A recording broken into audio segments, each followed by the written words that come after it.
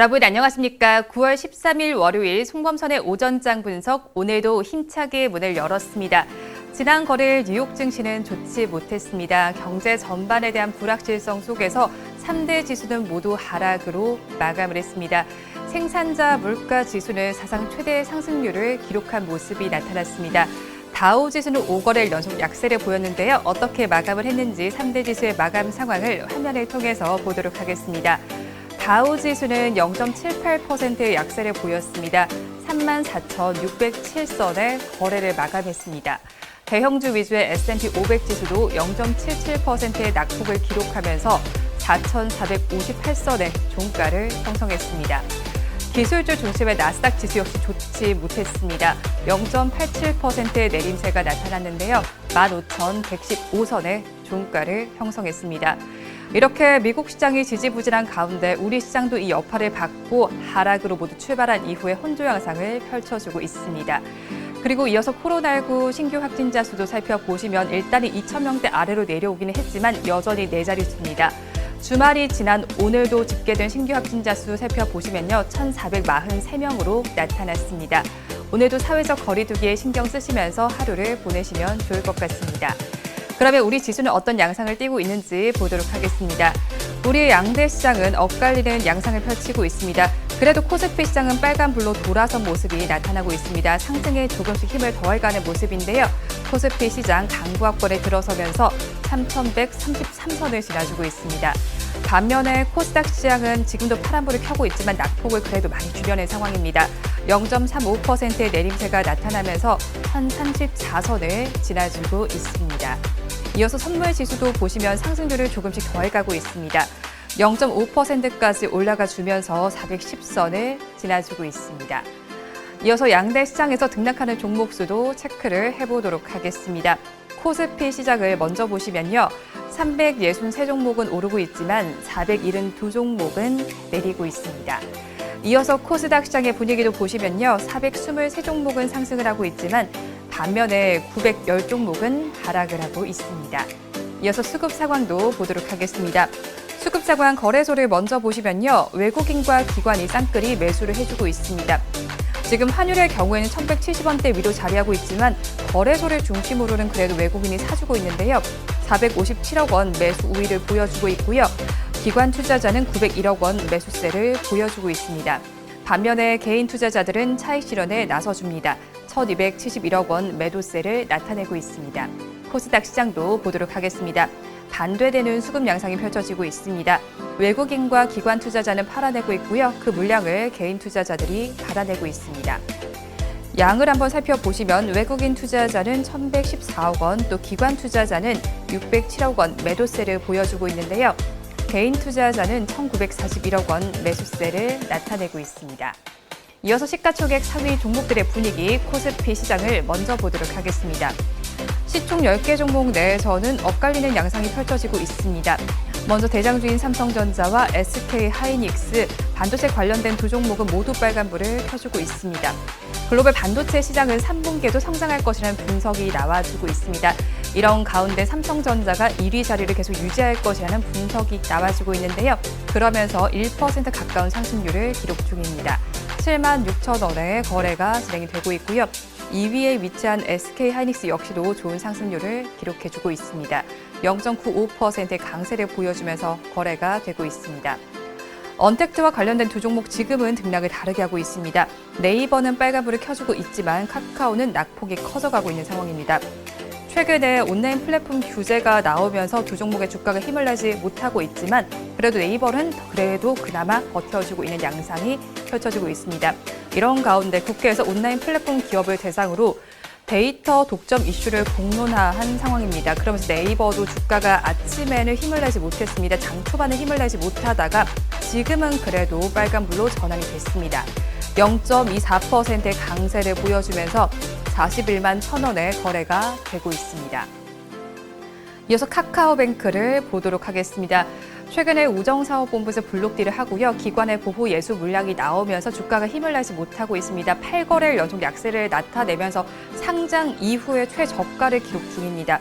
지금 주가가 2.61%까지 빠지면서 67,100원까지 내려가 있는 상태인데 한번 주가 양상을 살펴보셔도 좋을 것 같습니다. 다음으로 두산인프라코어를 보도록 하겠습니다. 지금 유상증자와 무상감자를 결정했다라는 소식이 나와주면서 장 초반에 급락 양상이 펼쳐지고 있습니다.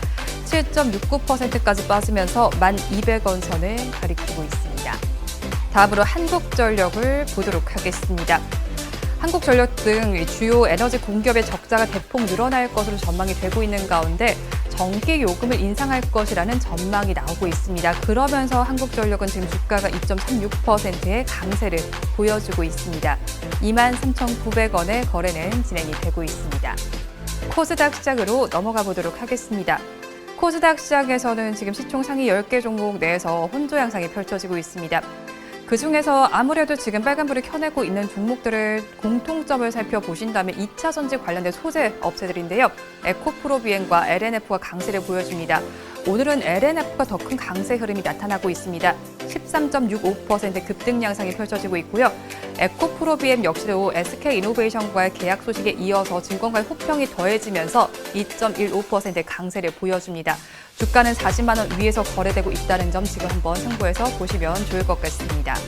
이어서 브랜드 엑스코퍼레이션을 보도록 하겠습니다. 하반기에 이익이 증가할 것으로 분석이 되면서 지금 주가가 잘 가는 모습을 보여주고 있습니다. 잘 가다가 지금 주가가 하락으로 전환된 모습이 나타나고 있습니다. 2.44%의 약세가 나타나고 있는데요. 12,000원에 지금 하락 전환된 모습이 관찰이 되고 있습니다. 이어서 대부시스터즈를 보도록 하겠습니다. 쿠키런 킹덤이 일본에서 인기를 굉장히 끌고 있습니다. 인기게임 1위에 올라가 있는 모습이 나타나면서 지금 가격 제한폭까지 가득 올라가 있습니다. 29.94% 급등 양상을 펼치면서 11만 5천 원의 거래는 진행되고 있습니다. 오늘 마지막으로 유진 스펙 7호를 보도록 하겠습니다. 스펙주에 접근하실 때 조심하라는 이야기 제가 여러 번 전해드렸는데요. 스펙주 중에서는 공모청약에서 굉장한 흥행을 기록했습니다. 하지만 지금 상장한 이후에 급락 양상을 펼치고 있는데요. 24.75%의 급락 양상 펼치면서 3,010원에 거래가 되고 있다는 점 참고하시면 좋을 것 같습니다. 이어서 업종별로 어떻게 움직이고 있는지 코스피 시장을 먼저 보도록 하겠습니다. 우리 코스피 시장에서는 의료 정밀 업종이 가장 잘 가고 있습니다. 5.89% 급등 양상을 펼쳐주고 있는데요.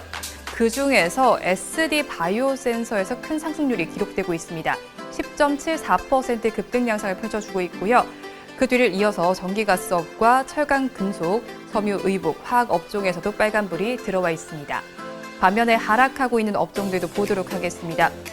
비금속 광물이 전거래보다 힘을 내지 못하면서 2%대 하락률을 기록하고 있습니다.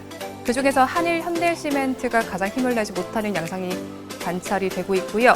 은행과 통신업, 의약품, 중위목재 업종에서도 파란불이 들어와 있습니다. 코스닥 시장으로 넘어가서 보도록 하겠습니다. 코스닥 시장에서는 금속 업종에서 가장 큰 강세가 관찰이 됩니다. 2%대 상승률이 나타나고 있는데요. 그중에서 대호 특수광이 12%의 급등 양상을 펼치고 있습니다. 그 뒤를 이어서 디지털 콘텐츠와 IT 부품, 섬유 의류, 그리고 IT 소프트웨어 SBC에서도 전거래보다 상승률이 기록되면서 빨간불이 켜졌습니다. 반면에 하락하고 있는 업종들 살펴보시면 정보기기 업종에서는 2%대 하락률이 관찰이 되면서 파란불이 들어와 있습니다. 그중에서 가장 큰 하락률을 기록하는 종목은 에이텍TN입니다. 7%대 하락률이 나타나고 있고요. 그 뒤를 이어서 건설과 기타 서비스, 방송 서비스, 운송 업종에서도 1%대 하락률이 나타나고 있습니다. 이 시간 외국인으로 어떤 수급 양상을 펼치고 있는지 상위 3개 종목을 중심으로 보도록 하겠습니다. 외국인들은 지금 시간을 기준으로 삼성전자와 카카오, SK이노베이션은 순매수를 하고 있지만요. 반면에 에코프로비엔과 한국전력, NC소프트는 순매도에 나서고 있습니다. 지금까지 시황은 저와 함께 보셨고요. 자세한 분석은 전문가님 모시고 해보도록 하겠습니다.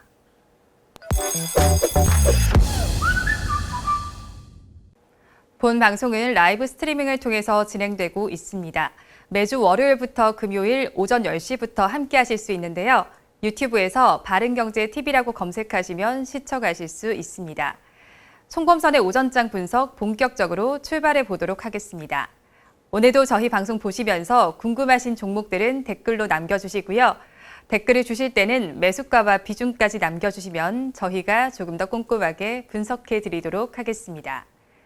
그러면 오늘도 오전장을 분석해 주실 송범선 수석 전문가님 모셔보도록 하겠습니다. 전문가님 안녕하세요. 안녕하세요. 네, 전문가님 오늘 제가 업종별 흐름을 보다 보니까 ST 바이오센서의 상승률이 눈에 띄던데 미국 시장 진출에 청신호가 켜졌다고요? 아, 네. 미국 시장으로 네. 청신호가 켜지면서 굉장히 좀 오늘 강한 흐름을 나타냅니다. 그러니까요. 정말 오랜만입니다. 이거 거의 뭐 계속 빠지다가 계속 밑으로 내려가다가 오랜만에 장대 양봉이 나오면서 또 강한 흐름이 나오는데요. 이게 이제 미국에서 이제 코로나가 상당히 또 많이 확대되고 하다 보니까 이번에 또 델타 변이 확산에 따라서 미국이 대대적인 이 신속 검사 확대에 나설 예정입니다. 그래서 여기에 따라서 이제 정확성이 높은 진단 키트가 수요가 높은 만큼 이런 SD 바이오센서의 미국 허가 가능성이 굉장히 높아졌다라는 것이 지금 바이오 업계의 전망이고요. 이번에 미국이 어느 정도냐면요. 미국 이 바이든 대통령이요. 코로나19 신속 검사를 위해서 20억 달러를 투자한다고 합니다. 그래서 이게 우리나라 돈으로 따지면요. 2조 3,400억 원 가량. 그래서 상당히 큰 돈입니다. 상당히 큰 2조 3,400억 원 가량 하는데 이 신속 검사이기 때문에 진짜 말 그대로 신속 검사잖아요. 우리가 이제 코로나 검사 받아보시는 분도 아시겠지만 이렇게 뭐 가서 받으면은 그렇죠. 코로나 받는데 가서 받으면은 받고 입도 하고 코도 이렇게 검사하고 집에 가서 다음날 아침에 이제 카톡이나 뭐 이런 게 오잖아요. 네, 기다려야 하잖아요. 네, 문자 오잖아요. 근데 이런 신속하지가 않죠. 신속하지가 않고 물론 뭐 그 사이에 자가 격리하고 뭐 이렇게 하면 괜찮은데 또 집에 가면서도 또 퍼질 수 있는 거고 이런 거기 때문에 여러 가지로 신속하지 않다라는 문제점 이런 것들 때문에 상대적으로 이제 진단 키트 ST 바이오센서의 진단 키트 같은 경우는 혼자서도 할 수 있는 뭐 그런 것이기 때문에 상당히 신속하게 하게 됩니다. 그래서 미국의 이런 경각심이 높아졌다라는 점에서 SD 바이오센서의 엄청난 그 호재로 자리를 잡았습니다. 그러면 이번에 미국 정부에서 주도한 이 신속 검사는 어디로 배포될 예정인가요? 상당합니다. 미국 전역에 네. 보건소, 식당, 학교 이런 공공장소에 배포가 됩니다. 그래서 학교라든가 이제 식당 이런 데 보통 이제 많이 가고 학생들도 꾸준히 가고 하니까 보건소도 그렇고 다들 배포가 되고 있고요. 그래서 이런 무료로 또 편리한 검사를 받을 수 있다고 합니다. 이게 가장 중요한 것 같아요. 모든 미국인이 무료로 받을 수 있기 때문에 개인적으로 만약에 SD 바이오센스가 미국에다가 판매를 한다 그러면은 괜히 돈 들어가는 거 사기 싫은 사람도 있잖아요, 솔직히. 그래서 그냥 안 받고 마는데 무료로 판다고 하니까 무료로 배포를 한다고 하니까 엄청나게 그냥 주세요 이러고 조금만 의심돼서 주세요 하는데 그게 바로 SD 바이오센서한테는 엄청난 매출 신장을 이룩할 수 있다는 거죠. 이거를 만약에 판매권을 획득한다면은. 그렇죠. 근데 아직까지 획득한 건 아닙니다. 하지만 그 SD 바이오센서의 그 기술력이라던가 여러 효과성 이런 것들로 봤을 때는요. 획득할 가능성이 굉장히 높다라는 것이 현재 상황에 나타나고 있고요.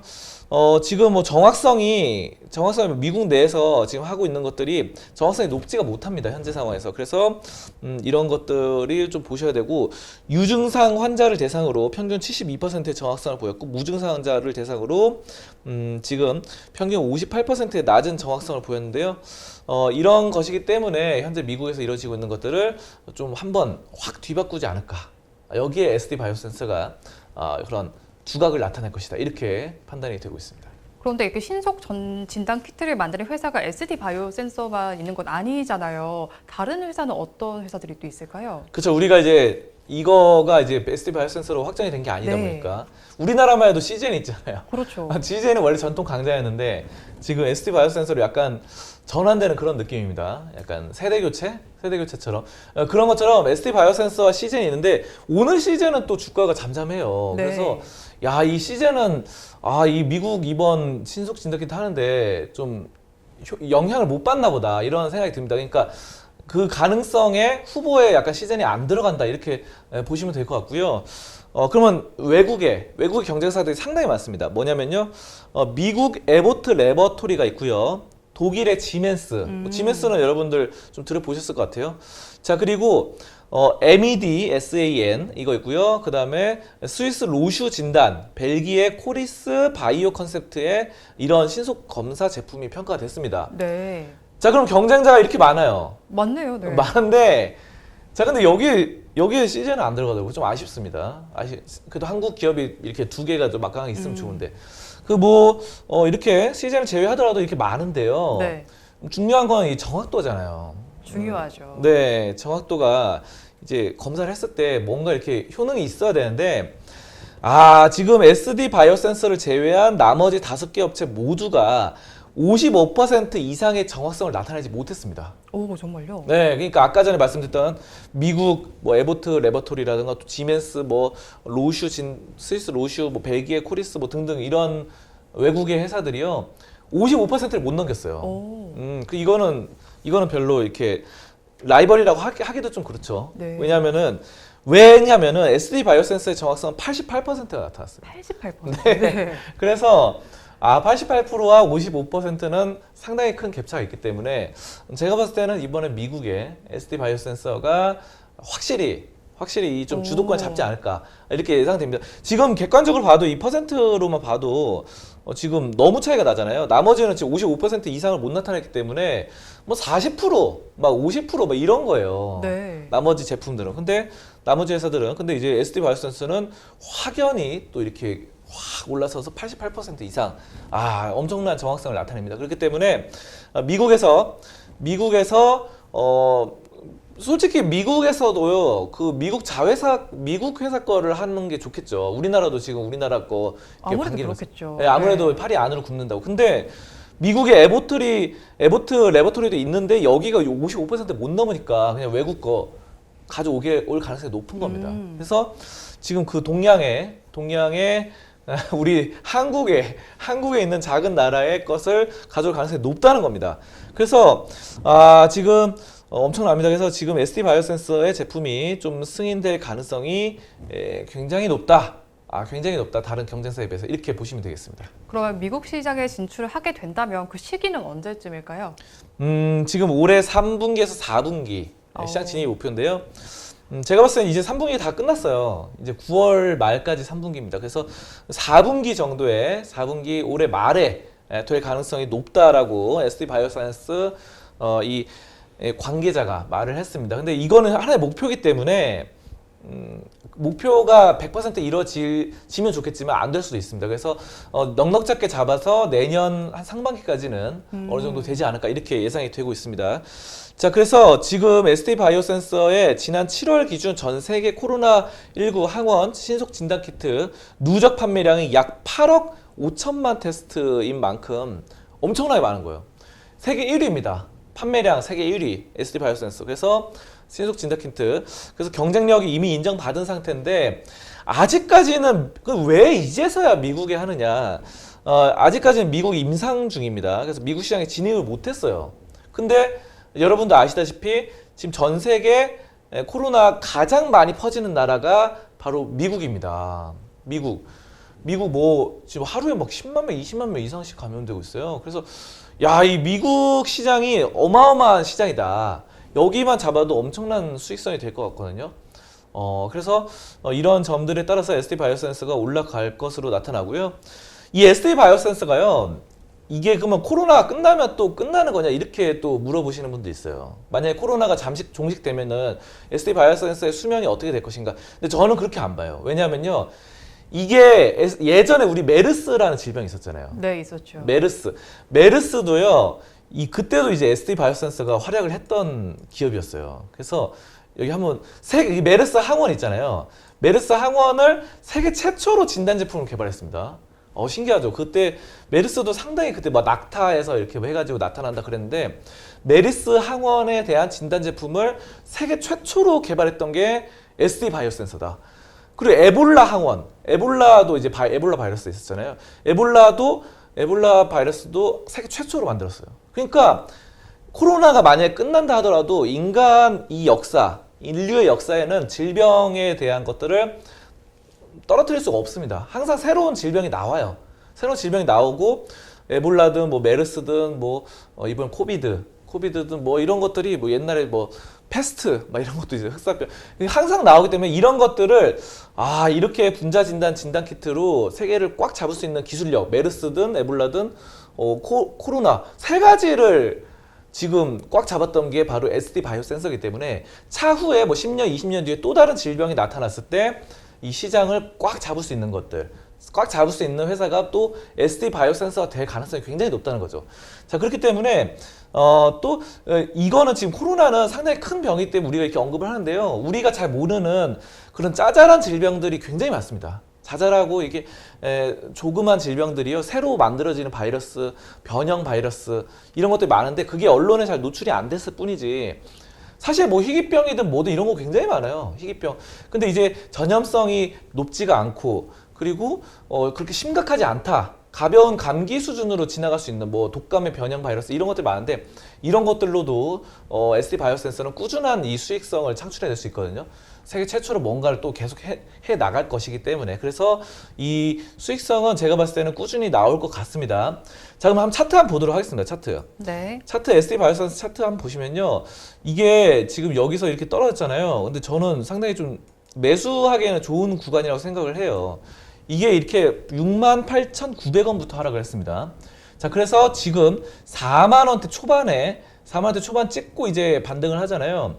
현재 한 10% 전후 가량의 상승률로 44,000원대인데, 이거는 지금 10일 이동평균선을 모처럼 오랜만에 돌파를 했습니다. 근데 이제 22 이동평균선까지 돌파를 해주면 좋은데 지금 뭐 이런 것들을 미리 좀 약간씩 준비를 하는 것도 좋겠죠. 그래서 제가 봤을 때는 이 거래량 밑에 거래량도 지금 예전에 한번 볼게요.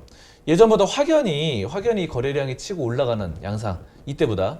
그렇기 때문에 거래량을 동반한 바로 이런 장대 양봉 또 윗꼬리 양봉입니다. 오늘 사실 15%까지 올랐다가 좀 떨어졌어요. 자, 그래서 저는 이런 것들이 힘이 붙었다라는 것으로 생각이 됩니다. 그래서 SD 바이오 센서 이제는 좀 미국 시장 진출, 그리고 미국 시장만 진출한 게 아니라 최근에 또 그런 얘기도 했었잖아요. 이탈리아 베네토에 그쪽을 했었거든요. 그래가지고 그쪽으로 이제 또 진출을 해가지고 상당히 그 상위권에 들어갔는데 그런 점도 이탈리아 유럽 시장 또 미국 시장 기존에 안 뚫었던 것들을 이렇게 뚫고 들어가서 또 수익성을 창출하기 때문에 코로나가 근데 웃기는 게 백신 접종률이 많은데도 아직도 몇만 명, 몇십만 명씩 감염되고 있어요. 각 나라들. 그래서 아직은 종식될 가능성이 높지 않습니다. 그래서 이제부터 또 진입을 시작하는 이 SD 바이오 센서, 미국, 유럽으로 엄청난 또 수익성이 창출될 것이다. 이렇게 판단을 하고 있습니다. 네, SD 바이오 센서 미국 진출에도 청신호가 켜진 만큼 한번 관심 있게 지켜보시면 좋을 것 같습니다. 이어서 다음 주제는 화면으로 보겠습니다. 이번 주제를 보도록 하겠습니다. 요즘에 증시도 답답한 흐름을 이어가고 있습니다. 그러다 보니까 3분기 실적에 관심이 쏠리고 있죠? 네, 맞습니다. 3분기 이제 실적 발표 이렇게 하고 있는데 이제 할 건데요. 이제 어떤 피크와 고점을 통과하는지 이런 점들 여러분들 실적 장세에 대해서 좀 살펴볼 필요가 있습니다.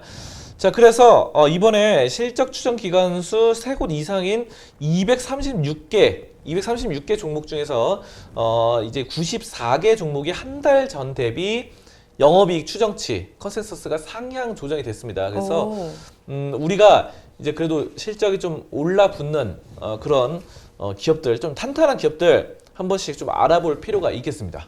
그런데 의외 종목에서 상향 조정폭이 가장 크게 나타난 걸로 알고 있어요. 어떤 종목인가요, 전문가님? 항공주죠.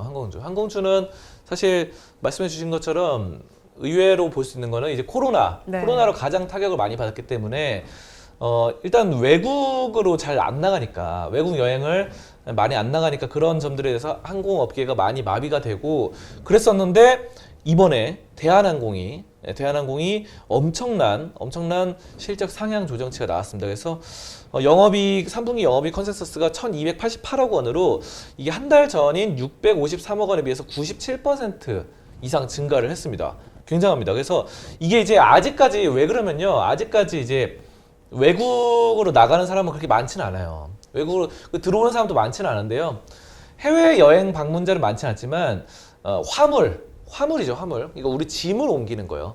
짐을 이렇게 빠르게 비행기를 통해서 옮기는 화물 이런 부분이 굉장히 좋아지고 있습니다. 그래서 지금 우리가 뭐 택배나 마찬가지죠. 외국으로 택배를 보낸다거나 외국으로 우편이라던가 뭔가를 물건을 보내는 거 상당히 중요합니다. 그래서 이런 것들이 뭐 배를 통해서 많이 가는데 배를 통해서는 비행기에 뭐 10배 이상 갈 수 있죠. 누적 컨테이너 박스 쌓아놔서. 하지만 배는 한 번 가려고 그러면 시간이 엄청나게 오래 걸리죠. 엄청 걸리죠. 네. 큰 배들은요, 그 태평양 지나가려고 그러면요, 시간이 정말 오래 걸립니다. 정말 막 한 달 내내 가는 배도 있더라고요. 제가 예전에 봤는데 속도에 따라 약간 다르겠지만 비행기도 마찬가지예요. 비행기도 빨리 가는 거랑 또 늦게 가는 거, 뭐 경유해서 가는 거 이런 것들 속도는 다 다르죠. 근데 어쨌든 이제 배보다는 비행기가 훨씬 빠릅니다.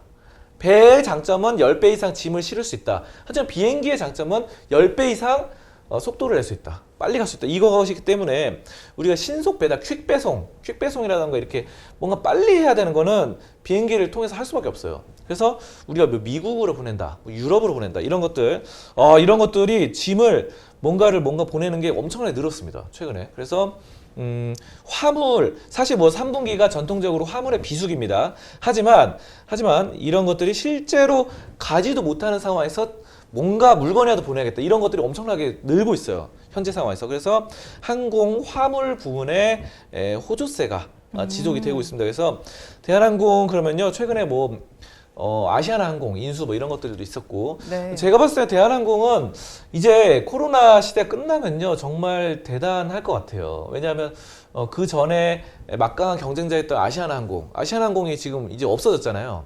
없어지면서 인수합병 되면서 라이벌이 없어졌으니까 이제 혼자 독식하게 되는, 메이저 항공사에 혼자 독식하게 되고, 물론 저가 항공사 뭐 LCC 이런 것들이 있죠. 뭐 진에어라던가 뭐 제주항공 뭐 이런 것들이 많이 있어요. 많이 있지만 사실 우리 입장에서 봤을 때 해외여행 갈 때 저가 항공사 이용하시는 분도 굉장히 많지만 또 뭔가 프리미엄 항공사를 이용하고 싶은 그런 욕망이 있어요. 사람들 마음속에. 그래서 프리미엄 항공사에는 아시아나항공과 대한항공이 있었는데 아시아나항공이 없어졌기 때문에 이제 대한항공의 독식 체제를 갖고 있다. 그러면 엄청난 이 수익성이 좋아질 것으로 보입니다. 자, 그리고 대한항공이 그래서 이제 1위를 차지했고요. 수익성 성장. 그리고 2위로는 네페스가 있습니다.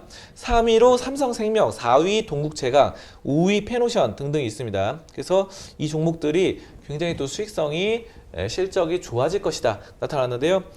저는 이 중에서 삼성생명이 좀 좋아 보입니다. 삼성생명요. 네, 저는 원래 그 보험사들의 막강한 이런 안정성과 수익성을 굉장히 선호하고 있었거든요. 근데 이번에 또 삼성생명이 73.8%나 3분기 실적이 좋아진다고 하니까 원래 삼성생명은 또 생명보험업계 1위고 여기에서도 원래 이제 1위인 사업들은 성장성이 좀 정체되고 약간은 이제 옆으로 가는 이런 양상들이 많이 나타나는데, 이번에 삼성생명은 놀라운 성장성과 수익성도 나타낼 것이다라는 측면에서 삼성생명 좀 가장 좀 원픽으로 저는 좀 꼽아보고 싶습니다. 근데 거기에 더해서 또 엔터주들도 긍정적으로 보이는데요. 어떤 모멘텀이 자리 잡고 있을까요? 엔터주들은 정말 대단하죠. 엔터주들 SM, 뭐 하이브, YG 엔터테인먼트 네. 다들 좋아졌습니다. SM 같은 경우는 한 달 전 대비 34% 좋아졌고, YG 엔터테인먼트는 26.3% 상향했고요. 의외로 JYP는 14% 상향했고 하이브가 6.7% 올랐어요. 가장 그 4개 중에서 가장 낮게 올랐던 것이 하이브로 나타났습니다. 하이브 그러면은 여러분도 많이 아는 BTS 기업인데 이번에는 실적 전망치가 많이 오르진 못했습니다. 자, 그런데 여기서 YG 엔터테인먼트가 26.3%나 상향 조정됐는데요. YG는 최근에 좀 많이 힘들었어요. 많이 힘들었는데 이번에 블랙핑크 리사가요, 그 라리사 해가지고 그 유튜브 했는데요. 엄청나게 빨리 올라가가지고 조회수가 이게 지금 1억 뷰를 넘었는데, 이게 예전에 싸이의 그 강남스타일하고 그때보다 더 빠르다고 합니다. 싸이의 강남스타일하고 젠틀맨 그때 올라가는 속도보다 더 빨리 올라가서, 야, 이거를 지금 리사가 원래 태국 사람이라 가지고 태국의 힘이 좀 크지 않았나 뭐 이런 말들도 나오고 있는데 엄청납니다. 그래서 이런 것들이 예전에 싸이를 넘어서는 리사가 될 것이다 이런 말들이 나오고 있고 솔로 앨범을 낸 겁니다.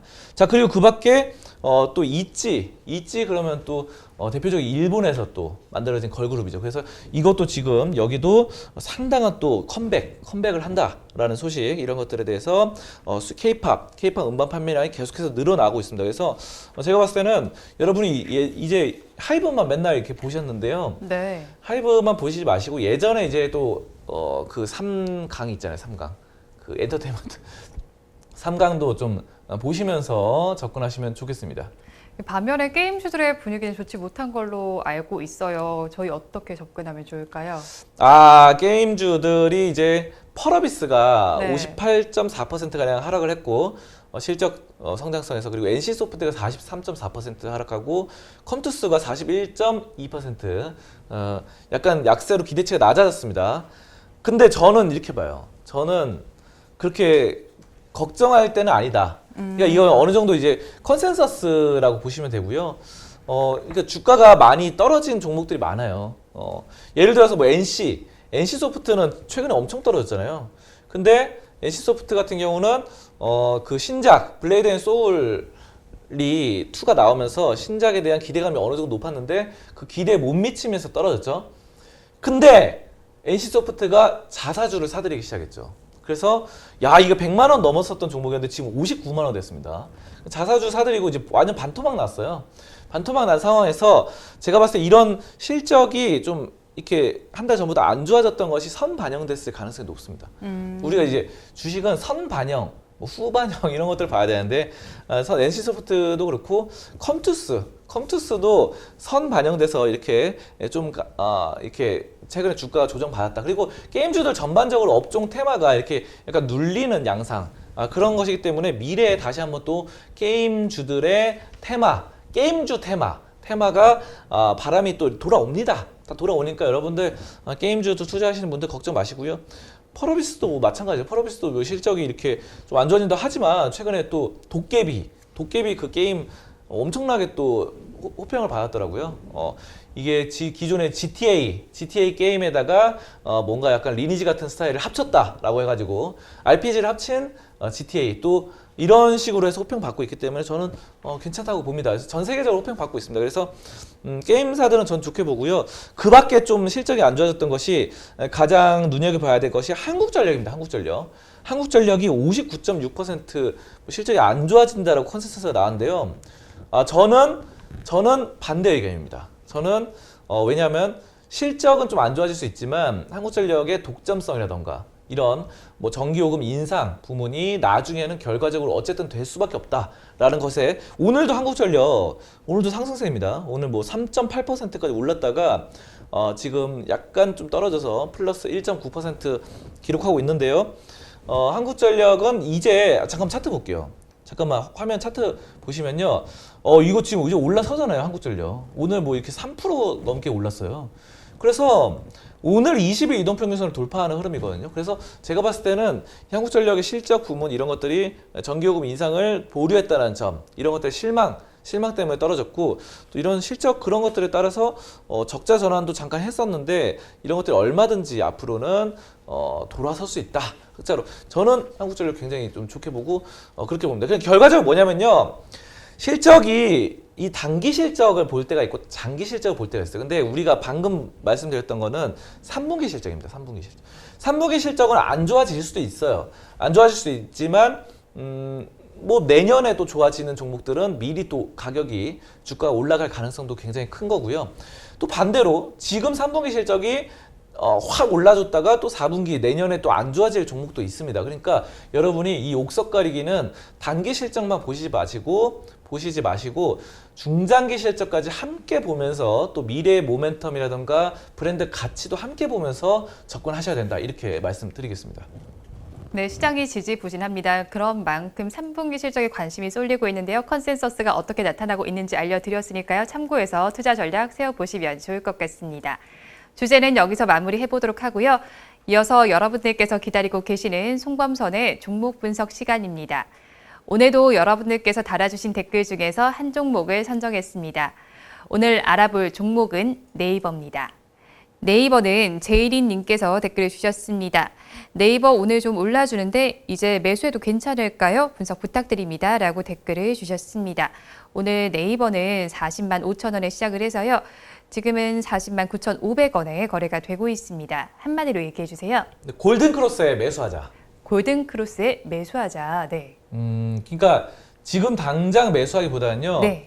저는 약간 좀 기다려야 된다고 봅니다. 물론 뭐 카카오와 네이버가 최근에 좀 많이 떨어지긴 했는데 네. 그래도 이제 현재 상황에서 정부 정책이 약간 반대로 나가는 그런 양상이 있거든요. 근데 그거는 이제 카카오가 직격탄을 맞았죠. 카카오가 가장 문어발 계열사로 많다고 하면서 직격탄을 맞았죠. 네이버는 뭐 그렇게 지적은 안 했는데 그래도 약간 같은 테마주, 같은 업종이다 보니까 그런 힘이 약간 붙일 수 있어요.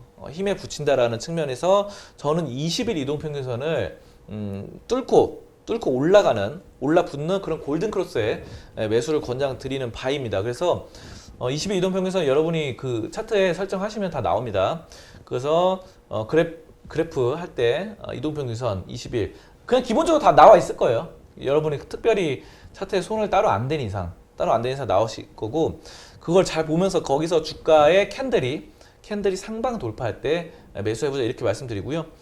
지금 정부의 핀테크 사업 규제 또 이런 점들 계속해서 나오고 있는데 저는 뭐 이런 것들이 그렇게까지 좀 오래 갈 것 같지는 않아요. 왜냐하면 또 우리나라의 지금 네이버와 카카오는 그래도 지금 상당히 좀 중요한 위치에 있습니다. 중요한 위치에 있고 인터넷 기업 또 플랫폼 사업으로서 상당히 좀 핵심적인 위치인데 이거를 계속해서 규제하면 우리나라의 뭐 온라인 사업들이 약간은 주저앉을 수 있기 때문에 저는 다시 규제가 너무 오래되지는 않을 것이다. 한번 이렇게 툭 건드려보는 이런 게 아닐까 저는 그렇게 예상을 합니다. 자, 그런데 저는 그렇게 봐요. 카카오보다 네이버가 더 좋다고 생각합니다. 그래서 왜냐하면은 가장 중요한 이유가 있어요. 카카오는 대부분 내수 사업입니다. 내수 사업이고 캐릭터 사업, 이모티콘 사업 해도 카카오의 이모티콘이 우리나라에서는 먹혀요. 우리나라에서 먹히는데 외국인들한테 물어보면 대부분 모릅니다. 카카오톡을 쓰는 나라가 잘 없어요. 근데 네이버의 라인 같은 경우는 네이버 라인의 그 이모티콘, 토끼라던가 그런 애들 있거든요. 곰도 있고 이런 거 물어보잖아요. 그러면 일본 사람들 대부분 알아요. 일본에서 라인이 거의 메신저로 상위 메신저 점령을 했고 동남아시아에도 네이버의 라인이 점령을 했고 뭐 미국, 유럽 다 이렇게 많이 뻗어 나갔습니다. 그래서 제가 봤을 때 카카오톡의 이 확장성보다 네이버 라인의 확장성이 훨씬 높고 인지도도 전 세계에서 높다라는 측면에서 정부가 만약 규제를 한다면은 외국에 수출을 해서 외화를 벌어오는 네이버보다는 내수 시장에서 우리나라 국민들을 상대로만 장사를 하는 카카오한테 칼을 빼들 가능성이 높겠죠. 이거 어쩔 수 없습니다. 외화 벌어오는 거를 싫어하는 정부는 거의 없어요. 삼성전자 최근에 뭐 이재용 부회장이 감옥도 갔다가 출소도 하고 했지만 어쨌든 빨리 풀려났잖아요. 이런 거 풀려나고 이게 뭐 광복절에 나오고 뭐 이렇게 하는 게 달러를 많이 벌어다 드리기 때문에 수출 기업 우선적으로 나라는 국가는 갈 수밖에 없습니다. 그래서 네이버는 그 밖에 라인 말고도 대부분의 외국적으로 진출을 많이 하고 있죠. 이혜진 GIO 글로벌 책임자가 외국에 있어요. 한국에 잘 안 들어옵니다. 반면에 이제 김범수 의장 같은 경우는 한국에 거의 뿌리를 두고 있기 때문에 이런 점들을 봤을 때 저는 돈을 벌어들이는 액수가 한국 시장은 5천만 명밖에 안 되지만 외국에는 70억 인구가 있다. 70억 인구가 있대. 그러면 네이버는 아까 네이버 그거 라인뿐만 아니라 뭐 네이버 뭐 여러 가지 유통망, 쇼핑 뭐 이런 것들 또 네이버 검색창 이런 것들도 다 계속 수출을 열심히 하고 있어서 이런 점들 봤을 때 또 미국의 또 지사도 있고 이런 점들 봤을 때는 네이버의 상승률이 언젠가 나타날 것이다. 하지만 그게 지금 규제가 당장 칼을 뽑아들였기 때문에 정부가 당장 일어나지는 않을 것이다 라는 측면에서 그래도 어느 정도 20일 이동평균선 돌파하는 골든크로스에 매수를 해보자 이렇게 의견을 드리도록 하겠습니다. 네, 최근의 규제로 인해서 네이버의 주가가 지금은 힘을 내지 못하고 있는 상태입니다. 골든크로스에 매수를 해보는 관점으로 접근해 보시면 좋을 것 같습니다. 종목 분석은 여기서 마무리해 보도록 하고요. 이어서 전문가님의 관심 종목을 체크해보는 송범선의 시선 시간입니다. 오늘 전문가님의 레이더망에는 어떤 종목이 걸려 있었을까요? 전문가님 오늘은 어떤 종목 가지고 오셨나요? 네, 오늘은 컴투스입니다. 컴투스. 네, 컴투스가 대규모 업데이트를 예고를 했습니다. 컴투스 그러면 여러분이 잘 아시는 서머너즈 워 게임인데요. 네. 서머너즈 워 게임 해본 사람은 없지만 들어본 사람은 많은 게임입니다. 저도 한 번도 해본 적 없어요. 근데 많이 들었거든요. 근데 이번에 컴투스의 서머너즈 워가 대규모 업데이트를 하는데요. 2대2 팀전을 합니다. 2대2 팀전. 그러니까 그동안 이제 싸울 때 1대1로 싸우다가 2대2로 싸우게 돼요. 그래서 야, 엄청난 또 팀전 이런 업데이트가 예정되어 있습니다. 그래서 야, 이번에 또 기획팀장, 서머너즈 기획팀장이 새로운 또 엄청난 서프라이즈한 이벤트를 마련해서 2대2로 소환사들이 이제 2대2로 싸우는데요. 굉장합니다. 이제 2대2로 싸우면요. 1대1로 싸울 때랑 뭐가 다르냐? 1대1로 싸우면 그냥 이제 혼자서 이렇게 치고받고 싸우는 건데 2대2로 싸우면요. 전략을 세워요. 전략을 세우고 진영을 만들고 이런 뭔가의 뭐 마법을 쓴다. 소환을 한다. 그러면은 얘네들끼리 이제 입을 맞추고 이렇게 뭔가 계획을 짜야 되죠. 이런 것들에 굉장히 뭔가 복잡성이 더 한층 좋아질 것이다. 뭔가 첨예해지는 게임. 엄청난 그런 게임으로 거듭나게 됩니다. 자, 그리고 최근에 서머너즈와 백년 전쟁이 신규 몬스터 업데이트를 마쳤습니다.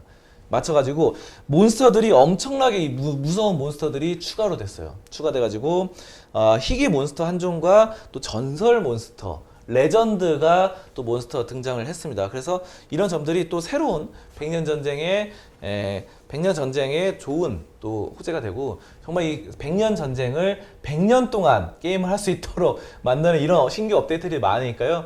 여러분들 한번 주목해 보시면 좋을 것 같고 컴투스 한번 차트 볼게요. 네. 차트 보시면요. 이거 제가 봤을 때 이거 분명히 반등 한번 나옵니다. 왜냐하면 여러분 그거 아셔야 돼요. SD 바이오 센서도 이런 식으로 SD 바이오 센서 한번 볼까요? 그러니까 이게 이런 식이에요. 대부분 이렇게 나오다가 계속 떨어지다 여기 양봉 나오잖아요. 양봉 대부분 이런 식으로 이게 계속 떨어지진 않아요. 반대 마찬가지입니다. 계속 올라가지도 않습니다. 이때는 또 계속 올라갔잖아요. 이런 식으로 계속 올라가지도 않고 또 계속 떨어지지도 않아요. 또 한 번 올라붙기 시작하면요. 또 엄청나게 올라붙을 겁니다. 그래서 이거 컴투스를 걱정하시는 분들은 제가 봤을 때 크게 뭐 염려 없이 가져가고요. 이거 보시면요. 컴투스가요. PBR이 1.25, PER이 16, 굉장히 쌉니다. 싸고요. 매출을 한번 볼게요. 매출이요. 계속 늘어나요. 매출이요. 이거 매출이잖아요. 2017년에 5천억 원이었는데 약간 줄어들었다가 4,800까지 줄어들었다가 4,600까지 줄어들었다가 5,500억까지 늘어나는 이런 양상입니다. 그래서 영업이익도 뭐 5년 연속 꾸준히 이렇게 플러스를 기록하고 순이익도 마찬가지로 5년 연속 흑자를 나타납니다. 그리고 부채가 얼마 없어요. 부채가 10%밖에 안 됩니다. 거의 뭐 무차입 경영을 하고 있습니다. 자본 유보율이 엄청나게 많습니다. 16,530%. 1000%만 넘어도 많은데. 그래서 영업이익률 이런 거 보시면요. 두 자리 숫자로 이렇게 나타나잖아요. 이거는 어떻게 보면 저는 이렇게 봐요. 두 자리 숫자로 나타나는 영업이익률과 순이익률이 성장주로 볼 수 있거든요. 저는 10%만 넘어도 성장주라고 생각을 합니다. 저 스스로는. 근데 이게 저평가돼 있잖아요. 저평가 성장주다. 저평가 성장주인데 시장에서는 아직까지 저평가 성장주로 안정성까지 받침이 되어 있는 그런 회사인데 시장에서 아직까지 그거를 알아차리지 못했습니다.